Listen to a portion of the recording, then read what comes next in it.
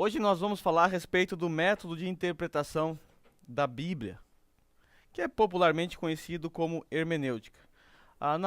No nosso estudo passado, nós aprendemos a respeito do método de observação do texto bíblico. E eu vou usar muito daquilo que nós aprendemos na aula passada para ajudar você a recapitular aquilo que você já sabe, para ajudar você a fixar aquilo na sua mente. Então, muito dos métodos ou das dicas que eu usei, eu vou usar aqui também.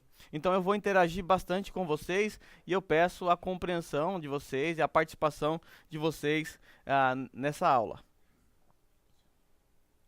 Bem, só para nós recapitularmos o método, que é o método que eu uso com vocês, que é o método conhecido como OICA, que é aquele acróstico famoso que nós aprendemos. A letra O, que é o que nós estudamos no módulo passado, que é a observação. Hoje nós vamos ficar na interpretação juntamente com a correlação, tá? A interpretação e a correlação, elas andam de mão dadas, por isso que o livro que eu estou usando com vocês aqui, ele não tem a letra C, ele é apenas OIA, parece mineiro falando, né? OIA, né?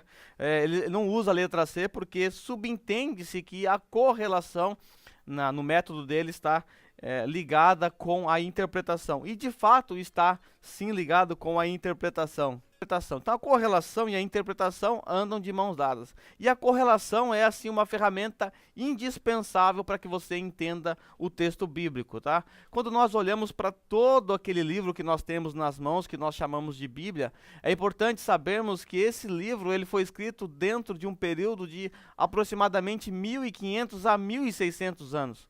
É muito tempo de história, esse foi o tempo que demorou para que a Bíblia fosse escrita. Então, quando você olha para a história de vocês mesmos, se você lembrar na década de 90, você vai ver que muita coisa mudou de lá para cá.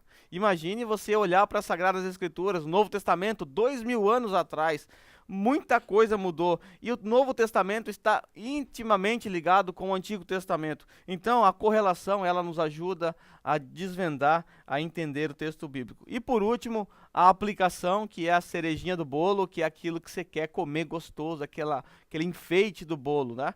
E tudo isso nós vamos aprendendo aos poucos. Na aula de hoje nós vamos ficar com a letra I e com a letra C e a aplicação, um módulo futuro talvez. A observação, ela responde a uma pergunta. Que pergunta é? O que vejo? Então, como vocês aprenderam no módulo passado, todas as vezes que você estiver diante de um texto com dúvidas, a pergunta que você responde na sua mente, o que eu vejo aqui?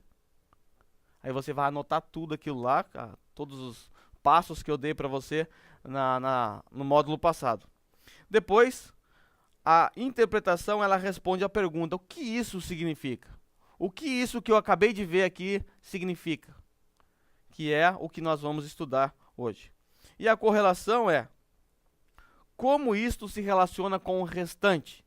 Como esse texto que eu estou lendo, como esse texto que eu observei, como ele se relaciona com o restante do contexto imediato, o contexto um pouco mais distante e o contexto de toda a Bíblia, tá? Então, a correlação ela responde a essa pergunta e o último, ele responde o que isso significa para mim, tá? O método de aplicação, ele vai responder essa pergunta, o que isso significa para mim.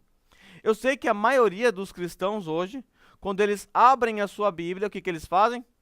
Eles vão direto para a letra A. O que esse versículo solto, isolado, significa para mim? E daí saem as piores atrocidades com o texto bíblico. Eu quero falar um pouquinho da importância que há entre a observação e a interpretação. A observação e a interpretação, ela possui uma relação muito importante. Elas andam de mão dadas. Sejam bem-vindos, tá? Fiquem à vontade, tem espaço aqui também. Bem, no módulo passado nós aprendemos a respeito da observação do texto bíblico. E eu quero dizer a vocês que a observação ela tem uma relação íntima com a interpretação. Se você for um péssimo observador, certamente você vai ser um péssimo intérprete. Então a sua observação ela tem que ser uma ótima observação. Você tem que ser um bom observador, um grande detetive. Até a imagem que nós usamos de ilustração foi a de um detetive. Quando você assiste lá o Sherlock Holmes, você vai perceber que ele está ajoelhado no chão procurando uma pista, uma cinza de cigarro, um fio de cabelo. Ele está observando com qualidade porque ele sabe que a interpretação dele depende das suas observações. Como vocês já estão feras em observação, né? Que vocês colocaram em prática, que vocês treinaram em casa, né? Quem que treinou em casa? Quem treinou? Ninguém treinou? Treinou? Foi difícil? Um pouco. É um pouco difícil. Alguém mais treinou essa semana? Treinou, Isabela? Um pouquinho? Foi difícil? Como eu disse, é um processo difícil porque nós não estamos acostumados, não estamos habituados a fazer esse tipo de coisa. E até que aquilo se fixe na nossa mente, de fato, é difícil. Mas perseverem, que uma hora vai ficar muito gostoso e fácil de fazer. Mas há uma grande relação entre a observação e a interpretação. E o exemplo eu quero dar através da história de um famoso cientista português, Ronaldo Manuel dos Santos. Não sei se vocês conhecem, um grande prêmio Nobel. Ele foi um grande cientista que, ao observar as aranhas, ele teve uma percepção interessante. Ele fez um experimento a respeito das aranhas, mostrando que as aranhas possuem nas suas patas algumas relações sensoriais com, por exemplo, audição, visão. E ele fez esse experimento que foi muito fundamental e interessante. E esse experimento, ele partiu de uma precisa observação. O que esse cientista português fez foi o seguinte: ele pegou uma aranha e colocou uma régua, né? Você pode fazer isso em casa, tenho certeza que funciona. Você pode fazer isso em casa. Ele pegou uma régua, aí ele fez um traço de início, um traço de fim. Aí ele pegou a aranha, arrancou uma das patas da aranha. E ele disse: anda, aranha. E aí a aranha andou, ele observou aquilo e ele fez ali a sua anotação. Quantos centímetros a aranha andou com uma pata a menos. Aí ele pegou, arrancou mais uma patinha da aranha e disse: anda, aranha. E a aranha, assim, agora com duas patas para cá, três patas para cá, três para cá, conseguiu andar com aquela dificuldade. Ele andou, anotou, ele observou, anotou. Aí ele arrancou mais uma patinha da aranha, anda, aranha. Agora a aranha já com um pouco mais de dificuldade, porque três para um lado, duas para o outro, de um lado era capengando, andou. Ele observou o tanto que a aranha andou, anotou, a observação, é observar, anotar. Ele arrancou mais uma patinha da aranha. Anda, aranha. E a aranha então andou com muita dificuldade, porque era duas patas para cá, duas para lá, então ela foi se arrastando, andou a metragem necessária. Ele anotou o tempo e observou e anotou o tempo. E ele arranca mais uma patinha e a mesma coisa, anda, aranha, a aranha anda, ele anota novamente, agora ele arranca mais uma patinha, anda, aranha, a aranha andou com muita dificuldade, agora duas patinhas, né? E ela andou aquilo ali num tempo um pouco mais demorado, mas ela conseguiu, e aí ele anotou aquilo, suas observações, suas anotações, e agora ele arranca a penúltima patinha da aranha. Só deixa uma patinha e diz: anda, aranha. E a aranha então, com muita dificuldade, começa a se arrastar com aquela patinha, puxando todo o seu corpo pesado, e ela consegue alcançar a metragem necessária. Ele faz a sua observação, observa o tempo que a aranha demorou para se arrastejar, todo aquele percurso. Aí então ele arranca a última patinha da aranha. E ele diz: anda, aranha. Anda, aranha. Aranha, anda! A aranha não andou. Conclusão, a interpretação dele: a aranha sem pernas é surda. Nossa, é lógico que isso é uma piada, é uma brincadeira, mas o que acontece muito por aí é que existem pessoas e até que são boas observadoras, que conseguem observar muito bem, que conseguem observar o texto bíblico, até perceber dúvidas ali, perceber questões necessárias, mas quando elas vão para interpretar aquelas dúvidas que elas têm no texto bíblico, elas dizem: a aranha sem pernas é surda. Elas chegam a conclusões trágicas. Algumas coisas podem acontecer. Ou você pode ser um péssimo observador, e por ser um péssimo observador, interpretar mal o texto bíblico. Ou você pode ser um ótimo curioso, um bom observador, mas não saber interpretar aquilo que você observou, como foi o caso do senhor Manuel aqui. Tá? Então, por isso eu digo que há uma relação íntima entre o que se observa com aquilo que você interpreta. Você precisa estar com os dois na sua mente. E hoje o que nós vamos fazer é aprender os princípios de interpretação do texto bíblico. Vamos aprender a observar tudo aquilo que vocês aprenderam já a observar, tá? Eu vou interagir com vocês na medida do possível e eu conto com a participação de todos, tá? Eu quero começar aqui para a gente esquentar um pouquinho essa questão. Eu quero pedir para que alguém aqui, gentilmente, olha, não tenha medo de errar, por favor. Aqui é o melhor lugar para você errar, tá? A gente tem que errar aqui. Aqui é para errar aqui, para não errar no púlpito, para não errar lá na fábrica, para não errar em outros lugares. Aqui é o lugar ideal. Aqui só tem gente que quer errar, então vamos errar à vontade. O ladrão vem apenas para roubar, matar e destruir. Eu vim para que tenham vida e a tenham plenamente. Quem pode me dizer o que significa esse texto? Eu vou ser mais específico na minha pergunta. Quem veio para que tenhamos vida plena? Jesus. Então vocês estão dizendo que é Jesus aqui, essa parte. E o ladrão que vem para matar, roubar e destruir? Quem é? Quem? Pecado? Algum falou diabo, outros falaram pastor mercenário. Temos bastante ladrão então, né? Bastante ladrões aqui então. Por que a irmã acha que é o diabo?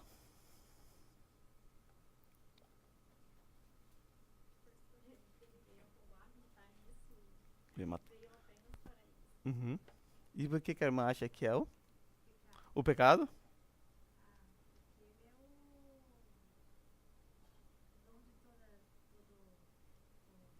O mal que acontece, né? Tá. A irmã, ela é fera. A irmã está certa, tá? O texto bíblico, se você olhar o contexto, vai nos mostrar que se trata dos mercenários, dos líderes mercenários e dos judeus mercenários. Vamos perceber isso no texto. Então abre aí, vamos lá ler o contexto. Não dá para nós interpretarmos nenhum texto bíblico sem atentar para o contexto, tá? O que acontece é que muitas pessoas leram esse texto de forma isolada, defenderam a ideia de que o ladrão é Satanás. Todo mundo que ouviu que o ladrão é Satanás uma vez na vida aqui, não viu? Eu já preguei isso, tá? Até um grupo familiar, alguma coisa assim. Tá? Então, ou seja, não se sintam constrangidos por errar. Eu também já errei aqui. O que acontece é isso, é que alguém falou que era assim, isso se espalhou, ninguém checou o contexto, a maioria não checou o contexto, e essa ideia ficou fixa na nossa mente. E a gente automaticamente, quando vê um texto desse, a gente já, eu sei, porque eu ouvi alguém falando a respeito disso um dia. Mas será que o texto realmente fala disso? Então nós vamos lá para João 10. Vou abrir aqui, tá na minha Bíblia. Aí aparece ali, é melhor, né?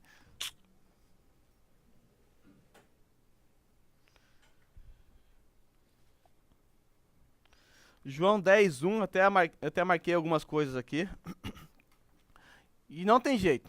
Na interpretação, o contexto, a gente vai falar disso daqui a pouco, mas o contexto, ele é imprescindível. Temos que ler, tá? Tá, a gente vai voltar, na verdade, um pouquinho antes. Lá no capítulo 8. Um pouquinho antes ainda, você vai perceber que Jesus está num grande conflito com os mestres da lei e os fariseus. É ataque para todo lado. Eles atacando Jesus, Jesus mandando umas mensagens fortes na orelha deles ali, e a tensão está muito forte entre Jesus e os religiosos, os judeus daquela época. Para não voltar muito, para a gente não ler tudo, vou ler a partir aqui do 41, pequenas porções, e você deve ler na sua casa desde o capítulo 6 para chegar no capítulo 10, tá? Então é um contexto bem longo, para que você entenda quem é o ladrão. Quem é o ladrão? O ladrão vem para matar, roubar e destruir. Rafael, quem é o ladrão? O ladrão vem senão a matar, roubar e destruir. Não, você não é ladrão não. Responde para mim, quem é? O Satanás. Tá, esse a gente está vendo se está certo a sua interpretação. O Rafael Candião, ele vai preparar uma fogueira para os hereges lá. Depois, quem errar mais aqui só vai ser queimado ali, tranquilo. Faz parte do nosso processo de aprendizado, né? No versículo 41, aqui do capítulo 6, diz assim: com isso os judeus começaram a criticar Jesus, porque dissera: eu sou o pão que desceu do céu. Diziam, este não é Jesus, o filho de José? Não conhecemos seu pai e sua mãe? Como ele pode dizer que desceu dos céus? Então, aqui nós temos já um conflito entre Jesus e os fariseus. No versículo 52, então os judeus começaram a discutir exaltadamente entre si: como pode este homem nos oferecer a sua carne para comermos, né? Jesus havia dito: todo aquele que não comer da minha carne e tal. Então eles estão aqui num dilema com Jesus. Nos versículos que se seguem, a seguir também vai mostrar esse dilema. No capítulo 7, no versículo 1, Jesus vai à festa das cabanas. Diz assim: depois disso Jesus percorreu a Galiléia, mantendo-se deliberadamente longe da Judéia, porque ali os judeus procuravam lhes tirar a vida. Então percebe a tensão que estava entre os judeus e Jesus, principalmente os líderes religiosos. Quando a festa estava na metade, agora no versículo 15, tá? Quando a festa estava na metade, Jesus subiu ao templo e começou a ensinar. Os judeus ficaram admirados e perguntaram: como foi que este homem adquiriu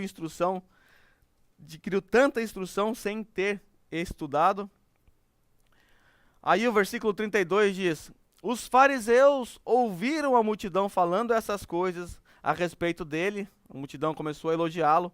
Então os chefes dos sacerdotes e os fariseus enviaram guardas do templo para o prenderem. Então, eles já começaram a ficar muito irritados com Jesus e mandaram até os guardas prender Jesus.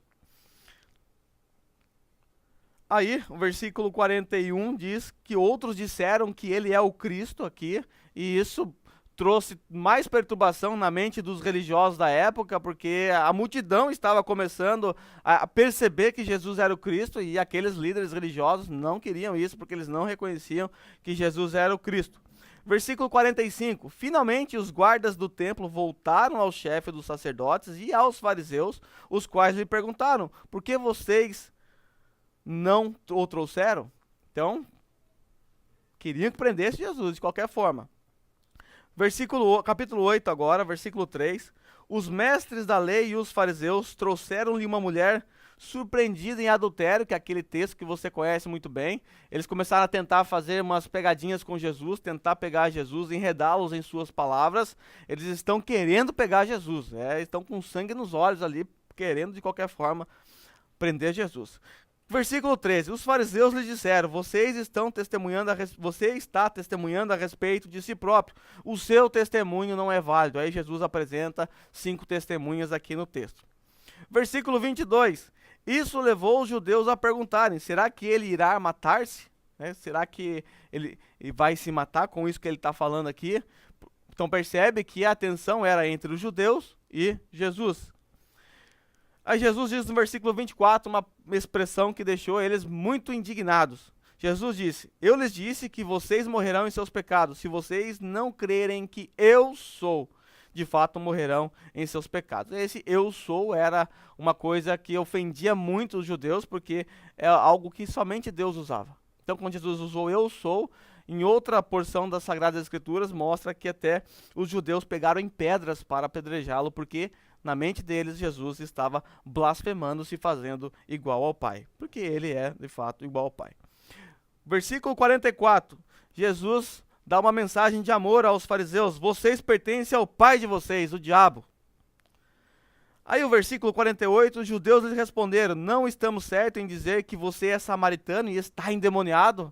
Então a coisa está feia aqui. Jesus fala: vocês são filhos do diabo. E eles falam: você é um samaritano, que é uma forma de ofender, é meio que parecido com chamar alguém de argentino ou corintiano, né? Assim, tipo uma ofensa muito grande. Então, você é um samaritano e está endemoniado, uma terrível ofensa contra o nosso Senhor. Aí no versículo 56, Abraão, pai de vocês, regozijou-se, porque viria o meu dia, ele viu e alegrou-se. Disseram-lhe os judeus: você ainda não tem 50 anos e viu Abraão? Respondeu Jesus: eu lhes afirmo que antes que Abraão existir, eu sou. Aí aqui eles apanharam em pedras para apedrejar Jesus, mas ele se escondeu ali e saiu do templo. Então a tensão está muito feia. E no capítulo 9 continua. Versículo 13. Levaram os fariseus o homem que fora cego, e Jesus curou esse homem.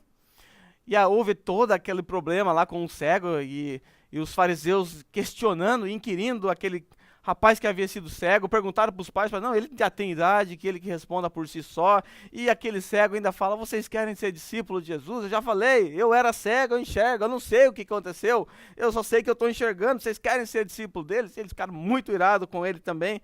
Aí, no versículo 40, alguns fariseus que estavam com ele ouviram dizer isto e perguntaram, acaso nós também somos cegos? Né? Será que você está nos chamando de cego também? Aí Jesus diz, se vocês fossem cegos, não seriam culpados de pecado. Agora que dizem que pode ver, a culpa de vocês permanece. E agora nós vamos entrar no capítulo 10, que parece que por essas divisões que nós temos de capítulo, parece que está desconectado, né? Parece que o capítulo 9 até aqui era uma história diferente. Agora no capítulo 10, parece que Jesus vai contar uma parábola, uma historinha, alguma coisa diferente. Mas saiba, está totalmente ligado com o seu contexto. Aí diz o seguinte, eu lhes asseguro que aquele que não entra no aprisco das ovelhas pela porta, mas sobe por outro lugar, é ladrão e assaltante. Aquele que entra pela porta é o pastor das ovelhas. O porteiro abre-lhe a porta e as ovelhas ouvem a sua voz. Ele chama as suas ovelhas pelo nome e as leva para fora. Depois de conduzir para fora todas as suas ovelhas, vai adiante delas, e estas o seguem, porque conhecem a sua voz. Mas nunca seguirão um estranho, nunca seguirão um estranho. Na verdade, fugirão dele, porque não reconhecem a voz de estranhos. Jesus usou essa comparação, mas eles não compreenderam do que estava falando, tá? Então Jesus usou uma comparação, e quem é esses aqui que não entenderam? Quem é esses? Os fariseus. Então Jesus afirmou de novo, digo-lhe a verdade. Vocês não entenderam? Digo-lhe a verdade, eu sou a porta das ovelhas. Mais claro ainda, né? Todos os que vieram antes de mim eram ladrões e assaltantes, mas as ovelhas não os ouviram. Eu sou a porta, quem entra por mim será salvo, entrará e sairá e encontrará pastagem.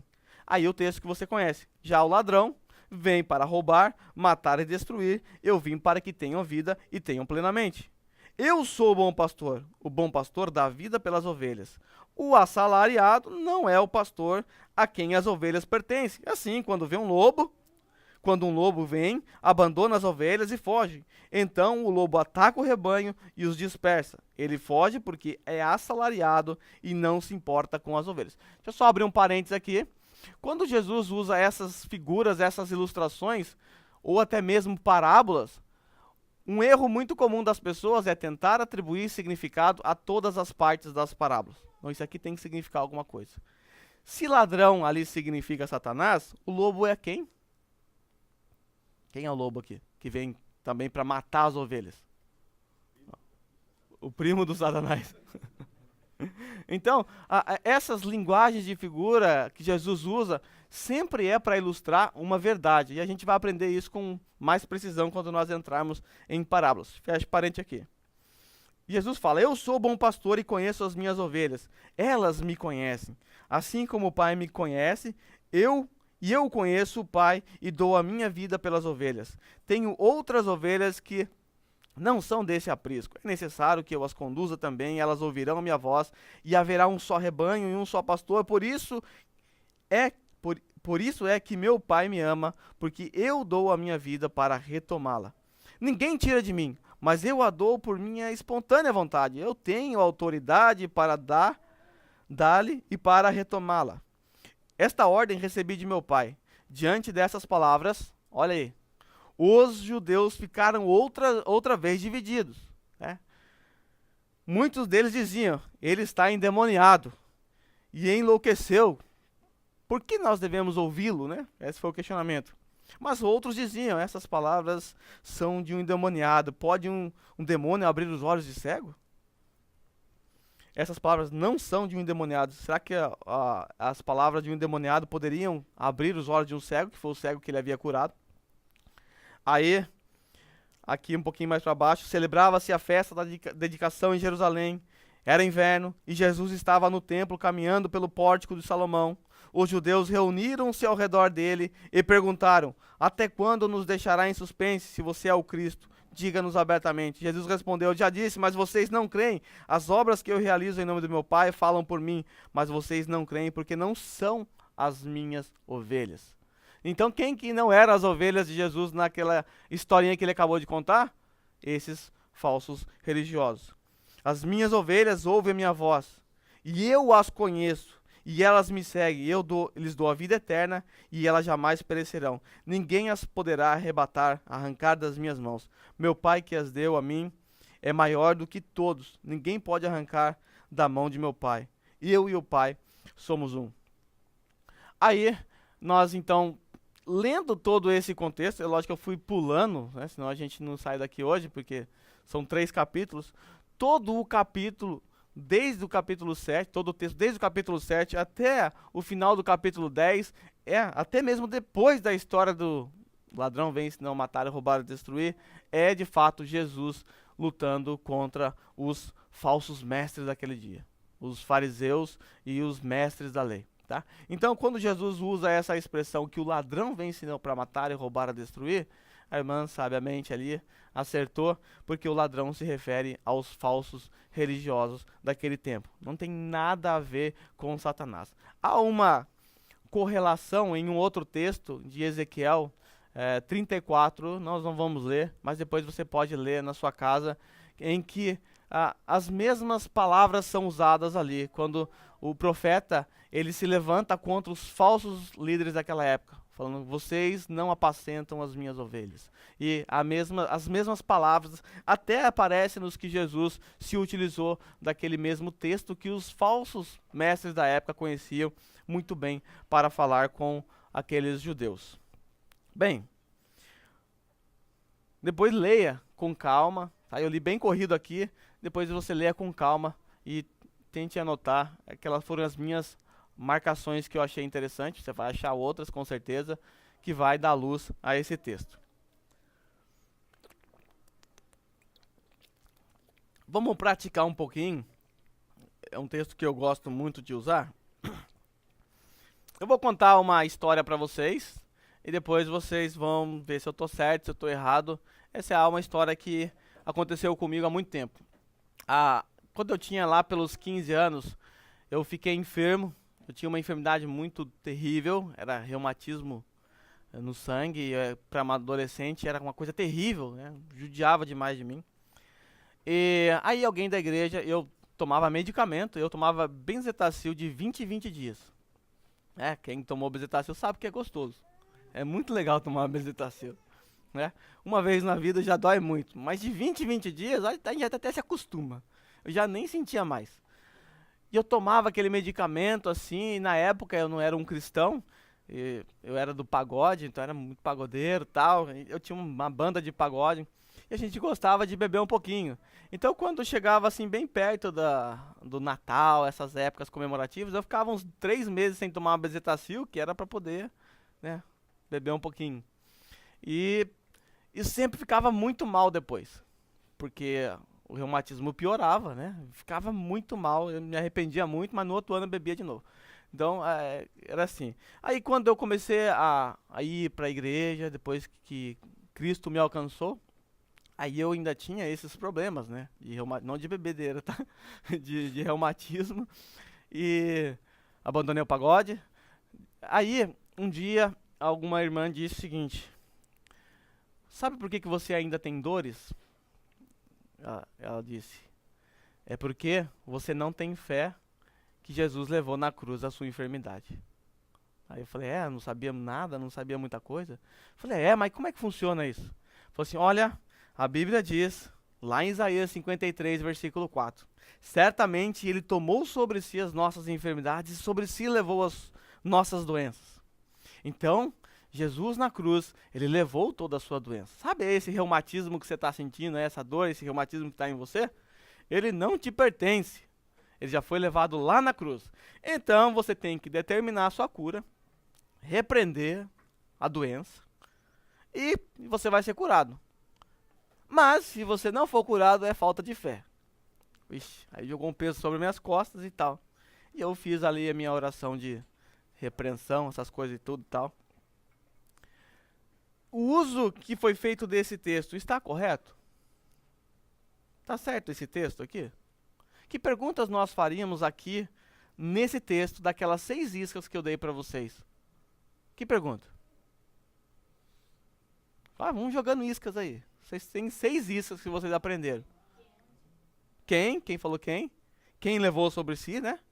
Onde levou? Quando? Onde e quando estão junto aqui? Tá bom, só com essas aqui já resolve o problema. Com quem? É muito fácil. O texto é um texto messiânico. É o Senhor Jesus, certamente. Está falando dele. A gente vai ver isso pelo texto correlato. Quando?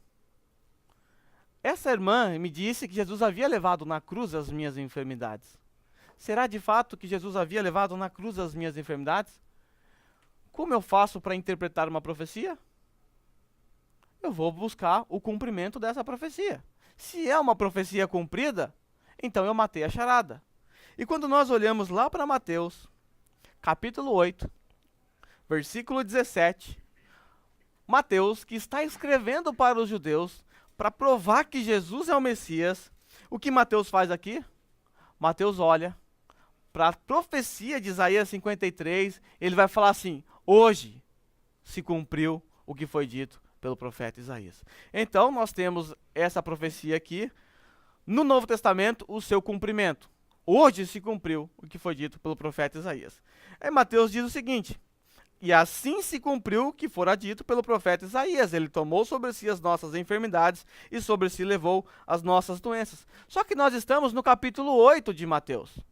Jesus está na cruz aqui no capítulo 8? Não, ainda está no começo do seu ministério praticamente. Jesus só foi lá para a cruz, lá para o capítulo 28, 26, 27, 28. 26, né? Então, o quando aqui já nos responde que, opa, não foi na cruz que Jesus levou a enfermidade sobre si. Onde foi então? Aí, nós precisamos novamente olhar para o contexto de Mateus 18. O que estava acontecendo? Porque Mateus, quando ele fala, assim se cumpriu, por essa razão, por esse motivo, automaticamente isso faz com que eu tenha que voltar para os versículos anteriores. E se você ler o capítulo 8 inteiro, o que você vai descobrir? Que Jesus estava curando muitas pessoas naquele dia. Muitas pessoas. Era endemoniado, eram enfermos. Todas as pessoas lá do capítulo 8 inteiro que foram apresentadas a Jesus, o que Jesus fez? Curou todas as pessoas. Alguém lê, por favor, o versículo 16?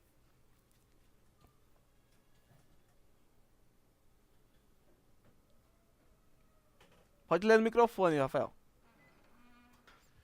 Chegada a tarde, trouxeram-lhe muitos endemoniados, e ele, meramente com a palavra, expeliu os espíritos e curou todos os que estavam doentes. E curou todos os que estavam doentes. Aí Mateus, ele olhou essa cena, ele viu Jesus curando todo mundo, expulsando todos os demônios, ele, por inspiração do Espírito Santo, o Espírito Santo inspirou ele a lembrar dessa profecia, aí ele diz, hoje se cumpriu aquilo que foi dito pelo profeta Isaías. Ou seja, essa parte aqui do profeta Isaías não é uma profecia para você hoje. Tá? Não é uma profecia que Jesus levou sobre si as suas enfermidades, você nunca pode ficar doente. O cristão vai ficar doente. Talvez você esteja doente. Se você não está doente, tenha certeza, você vai morrer com a última doença pelo menos. Um dia você vai ficar doente. Ninguém morre jorrando saúde. Morreu do quê? Tinha muita saúde e morreu, coitado. Todo mundo morre porque alguma coisa, algum problema cardíaco, alguma coisa acontece, seu coração para de funcionar, seu rim, seu pulmão, alguma coisa para de funcionar. Então o que acontece? Mateus, quando ele está escrevendo para os judeus, qual é o objetivo de Mateus? Ele quer provar para os seus leitores que Jesus é o Messias, é o Cristo. E para que ele fosse o Messias e o Cristo, ele deveria cumprir muitas profecias. E o Velho Testamento traz inúmeras profecias a respeito do nosso Senhor Jesus. E Mateus é aquele que mais traz. Isso aconteceu para que se cumprisse aquilo que foi dito pelo profeta tal. 72 vezes ele faz menção de profecias do Antigo Testamento. Essa expressão, e isso aconteceu para que se cumprisse o que foi dito, acontece 72 vezes no seu evangelho. Lembra? Repetição? Quando o autor usa muito a mesma palavra, ele quer te comunicar algo. Então Mateus olhou essa situação, Jesus curando todas as pessoas, e ele então pensou, opa, temos aqui a profecia sendo cumprida. Então vou dar uma prova, mais uma prova de que ele é o Cristo. Qual é a prova? A prova é que, lá em Isaías, o texto diz que quando Jesus viesse aqui à terra, quando ele andasse aqui na terra, ele curaria todas as pessoas que fossem levadas até ele. E foi de fato o que Jesus fez. E Mateus então percebeu que Jesus havia sido curado. Tá? Então, aquela aplicação que foi feita, ela estava totalmente equivocada. Porque não foi na cruz que Jesus levou as nossas enfermidades. Porque se Jesus levasse na cruz todas as nossas enfermidades, de fato, o cristão não poderia e não deveria ficar doente. Tá? Não deveria ficar doente. Então, se você ficar doente, não é falta de fé, como dizem alguns. Não é pecado, como dizem outros. Tá? É simplesmente levar em conta a realidade de todos os seres humanos. Todos ficam doentes. O que fazer quando você estiver doente? Peça a Deus que ele te cure. E ele é poderoso para te curar. Mas ele não tem a obrigação de te curar. Tá? Senão nós seríamos Highlanders, né? Iríamos viver eternamente aqui na Terra se eu tivesse que determinar com fé todas as minhas doenças aí, cura. Eu tenho uma pergunta. No texto de Coríntios, que fala da Santa Ceia, ele fala todos aqueles que comem e bebem sem discernir o corpo, comem para a sua própria condenação. Por isso que tem muitos que dormem. E estão doentes. Tem alguma coisa a ver? Sim. Ali o que nós temos? A ênfase desse texto da ceia é totalmente oposto desse que nós estamos vendo. O que está acontecendo na ceia? Aquela igreja de Corinto estava participando do momento de ceia, que é aquele cerimônia que foi instituída pelo próprio Senhor Jesus Cristo, e eles estavam participando de forma indigna. O que estava acontecendo ali? Ali, a ceia era realizada no contexto de uma festa, a festa chamada Ágape, né, a festa do amor, e a igreja de Corinto tinha seus participantes ricos e pobres, e cada um levava a sua comida. É tipo junta-panela que a gente faz na igreja aqui. Cada um levava a sua comida. Só que a diferença é que os ricos ficavam ali comendo as suas comidas deliciosas, e os pobres ficavam passando fome, não tinham o que comer. E Paulo, então, quando ele dá uma exortação a essa igreja, mostrando que, vocês estão na festa do amor, né? Onde está o amor?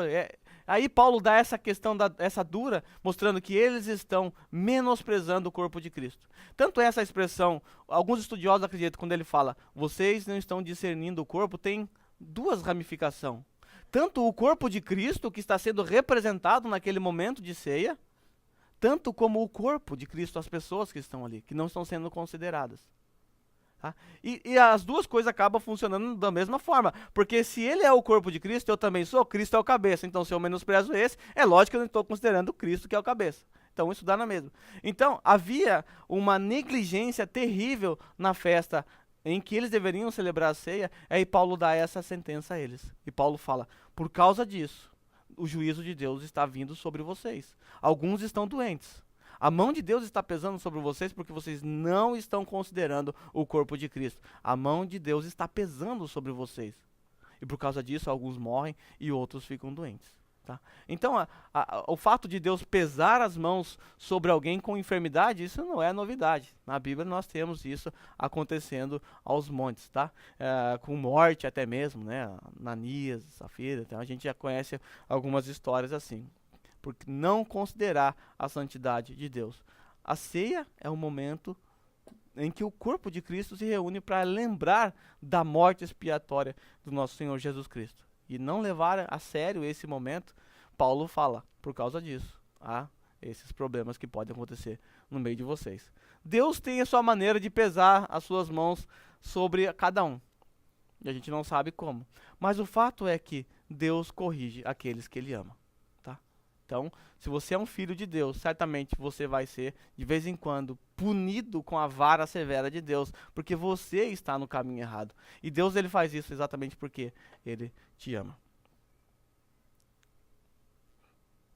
Amanhã tem C, tá? Só lembrando. Uma outra aqui, só pra gente já depois entrar nos princípios. Esse exercício aqui eu apresentei já na internet, então se você... Quem viu? Ela viu, Rafael viu, então vocês ficam aí nas suas, tá? Não respondam.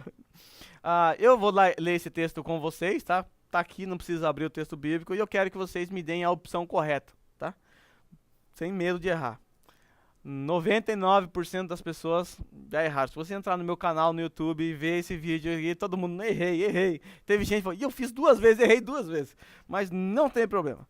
Vamos lá. Provérbios 22, 28 ordena: não removam os marcos antigos que puseram teus pais. Significa: A. Não efetuar mudanças na forma como sempre fizemos as coisas.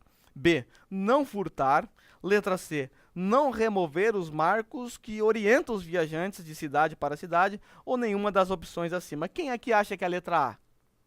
Quem acha que é a letra A? Ninguém acha que é a letra A? Rafael acha que é a letra A.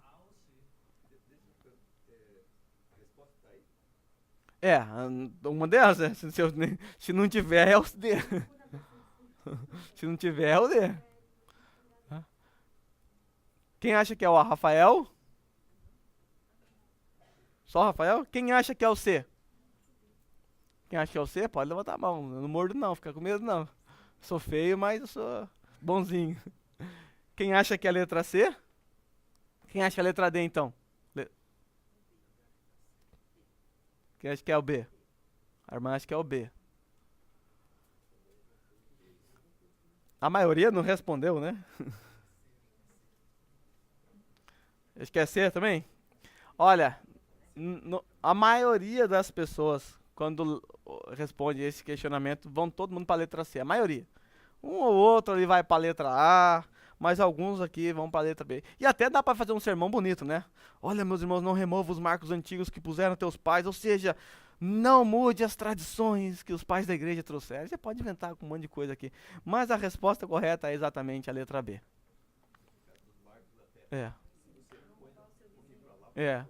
A pergunta a ser feita é qual? A da isca? O que é Marcos? Tá? O que é Marcos? É a pergunta, não é o goleiro do Palmeiras, tá? O que é Marcos, né? O que é Marcos?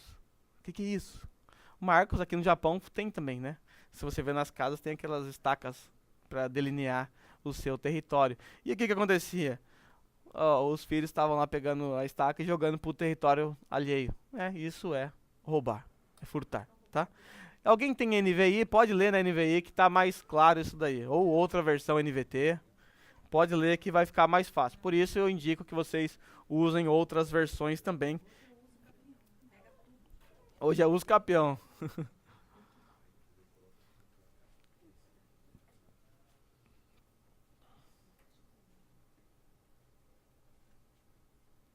Pronto, pode ler alguém, por favor?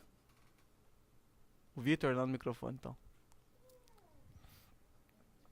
Não mude de lugar os antigos marcos que limitam as propriedades e que foram colocados por seus antepassados. Que limitam as propriedades. Já tem uma descrição um pouco melhor do que a Marcos, né?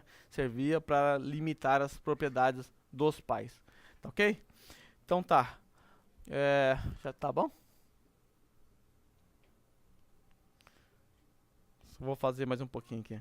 Eu quero falar um pouquinho, antes de nós entrarmos nas regras, um pouquinho dos perigos da interpretação, tá? E eu vou ser bem breve nessas partes aqui, porque eu quero trabalhar mais os princípios de interpretação para a gente aplicar mais e ver se a gente consegue fazer uns exercícios até. Um dos grandes perigos na hora das pessoas interpretar o texto bíblico é ela trazer a sua experiência pessoal para o texto bíblico. E tentar fazer com que a sua experiência pessoal se encaixe no texto bíblico. Ela pega lá a caixa da experiência pessoal, ela vê que não entra ali no texto bíblico, mas ela vai apertando aqui, vai dobrando as bordas e vai colocando ali, porque tem que se encaixar. E mexer com experiência pessoal é uma coisa muito delicada. É muito delicada porque é pessoal, aquilo que a pessoa viveu. E se você toca naquilo ali, meu amigo, a coisa é feia. A pessoa fica brava, a pessoa fica irada, porque ela fala, mas eu vivi isso. E as pessoas, por mais esquisitas que sejam as suas experiências, elas tentam achar uma base bíblica ali para poder fazer sentido essa sua experiência. E quando você confronta isso, mexer em vesperos. Eu sei que todos nós aqui temos experiências pessoais. Você viveu alguma experiência? Experiência pessoal, o nome já diz, é pessoal, é sua. É que nem roupa íntima, né? Ninguém compartilha, né? Ninguém compartilha, porque é seu, pertence a você. Então, as experiências pessoais, um dos grandes problemas é quando a pessoa vive uma experiência pessoal, quando ela é, assim, bem obscura, e a pessoa sobe no púlpito ainda e fala, olha, Deus está mandando vocês fazerem a mesma coisa que eu fiz. Ela usa a sua experiência pessoal e transforma aquilo numa regra. Um exemplo que eu já usei nos vídeos é aquela questão de eu ficar careca lá, né? Vocês já sabem, vocês também estão careca de saber dessa história, eu não vou contar. Mas existem algumas histórias muito estranhas no YouTube. Você já viu aquela mulher que foi 14 vezes para o inferno? Já viram essa mulher? Uma pastora, 14 vezes no inferno. Ela está fazendo excursão para lá já. Ou seja, nem o diabo quer ela. Vai embora, vai. Ela volta, ela é insistente. E ela sobe em vários púlpitos no Brasil, ela faz conferências, um monte de coisa, para falar das coisas que ela viu no inferno. Não sei que remédio ela está tomando, mas uma experiência muito estranha. Uma experiência cavernosa até. Tá? Mas tá ok, esse é um exemplo muito estranho. Mas um exemplo mais simples assim que a gente pode acontecer e não é errado. Por exemplo, eu tenho dívidas no cartão de crédito, tenho estourado aqui, estou devendo muito no cartão de crédito, já recebi várias cobranças, até ameaça de morte do banco, que eu não pago mesmo, não tem dinheiro. Aí chega um irmão, e eu continuo usando os cartões, eu pego um aqui, vou pegando outro ali, aí chega um irmão e sabiamente me dá um conselho. Deus usa a vida desse irmão e esse irmão diz, olha, não seria o caso de você quebrar esses cartões aí, jogar fora? Você não está conseguindo nem pagar. E os juros estão cada vez aumentando e joga isso fora. Aí eu reflito e penso, é verdade, esse irmão tem razão. Deus está realmente usando a vida dele para falar comigo. Eu jogo os cartões fora. Ok, é uma experiência válida, não é? Muito boa e foi Deus realmente que usou a vida desse irmão para falar comigo. O que eu não posso fazer? Subir no púlpito no domingo seguinte. Olha, meus irmãos, quem aqui tem cartão de crédito? Então todo mundo tem que jogar fora, assim diz o Senhor, né? O Senhor Glauber. Todo mundo tem que jogar o cartão fora. Não é assim que a coisa funciona. Essa é uma experiência que funcionou para mim. Mas nem é o problema de todos. Você pode ter cartão de crédito e não ter problema com isso. E viver e saber lidar muito bem com isso. Então, quando a experiência pessoal ela é desaprovada pelo texto bíblico, foi 14 vezes para o inferno. Não, tá de brincadeira, né? Desaprova, já joga fora na lata do lixo. Né? Não serve. Serve para nada. Né? Se a sua experiência é válida como essa aqui que eu acabei de contar, o que você faz? Você faz o que o apóstolo Paulo fala em 2 Coríntios capítulo 2, versículo 3 e 4. Ele diz assim, bendito seja o Deus e Pai de nosso Senhor Jesus Cristo, Pai das misericórdias e Deus de toda a consolação, que nos consola em todas as nossas tribulações, para que, com a consolação que recebemos de Deus, possamos consolar os que estão passando por tribulações. Então, aquela sua experiência pessoal que você viveu, estava atribulado aqui, do cartão de crédito, passando por uma aprovação, um perrengue, o que eu faço? Eu fui consolado aqui. Eu aprendi a lição. Então eu uso isso para consolar outras pessoas que estão vivendo os mesmos problemas. Então eu uso a minha experiência, quando eu encontrar, quando ela é aprovada, né, quando ela não é reprovada, eu uso ela para ajudar outros que estão na mesma situação, tá bom? Então, o que você faz com a sua experiência pessoal? Geralmente, muitas pessoas chegam nos desesperos comigo aqui. O que eu faço? Eu vivi tantas coisas. O que eu faço? Jogo fora? Eu falei, não, calma. Muita calma nessa hora, ou muita hora nessa calma. Fica tranquilo. Pega as suas experiências pessoais, coloca tudo dentro de um saco, amarra ela com aqueles enforca-gato, coloca um cadeado, abre um buraco na terra, 7 palmos, coloca lá, enterra, cobre, coloca uma cerca elétrica em volta, coloca um Rottweiler, coloca um guarda de segurança e não acessa aquilo, deixa lá. E mergulhe-se nas Sagradas Escrituras. Estude até você ficar saturado de tanto estudar e comece a estudar tudo de novo. Depois de um tempo, você vai abrir aquela caixinha lá, aquele saquinho, vai desenterrar tudo aquilo e você vai olhar, não serve. Isso aqui serve. Não serve. E você vai ver que a maioria não servia, você vai jogar fora. E o que serve, você guarda. Quando você vê alguém na mesma situação, você tem uma experiência aprovada pelas Sagradas Escrituras para você utilizar. Então, cuidado, tá? Não tem que interpretar o texto bíblico com base na sua experiência pessoal.